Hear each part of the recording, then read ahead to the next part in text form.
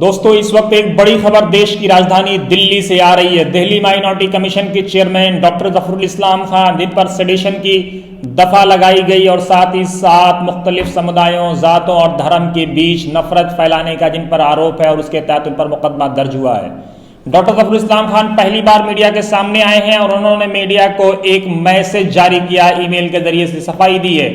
उन्होंने कहा है कि डॉक्टर जफरुल ने बरोज इतवार 3 मई 2020 को एक तौज़ीही बयान ट्वीट के जरिए से जारी किया, यानी अपना एक्सप्लेनेशन दिया है और कहा है कि मीडिया के एक हिस्से ने गलत बयानी की है कि मैंने अपने 28 अप्रैल के ट्वीट को डिलीट कर दिया है और उसे अपने ट्विटर हैंडल से भी डिलीट कर दिया है।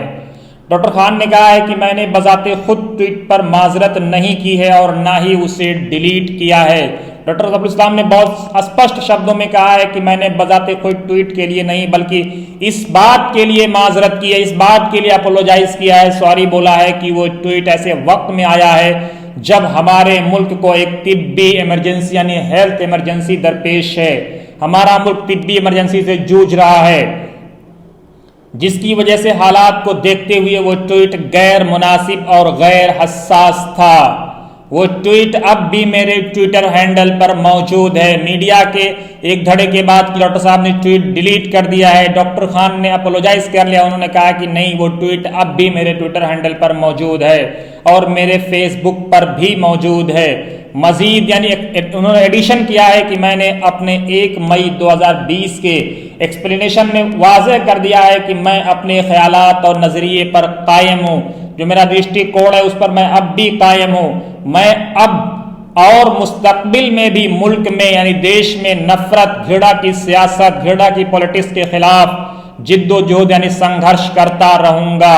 FIR, गिरफ्तारी और जेल की कैदो बंद इस रास्ते को तब्दील नहीं करती हैं।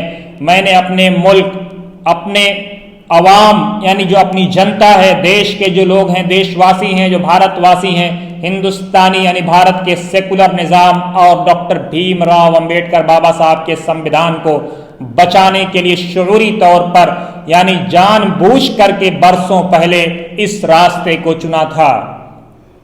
डॉक्टर खान का ये बयान काफी अहम है। डॉक्टर खान ने कल कहा था कि जब वो इस मामले में पूरी जानकारी ले लेंगे, उन पर FIR हुई है, नहीं हुई है, किस किस धारा में FIR हुई है, तब वो बयान जारी करेंगे। पहली बार उन्होंने मीडिया को बयान दिया, उन्होंने कहा कि उन्होंने अपना ट्वीट डिलीट नहीं किया है, ना ही अपोलोजाइज किया है। माफी इस बात के लिए मांगी थी जरूर उन्होंने कि अगर मेरी जात से किसी को तकलीफ पहुंचे इस ट्वीट के जरिए से तो उसके लिए वो क्षमा के प्रार्थी हैं, उसके लिए वो अपोलोजाइज करते हैं। इस पूरी खबर पर हमारी नजर बनी हुई है दोस्तों। जैसे जैसे अपडेट्स आते रहेंगे, जैसे जैसे ब्रेक्स आते रहेंगे, जैसे जैसे खबरें आती रहेंगी, जरूर हम आप तक पहुंचाते रहेंगे।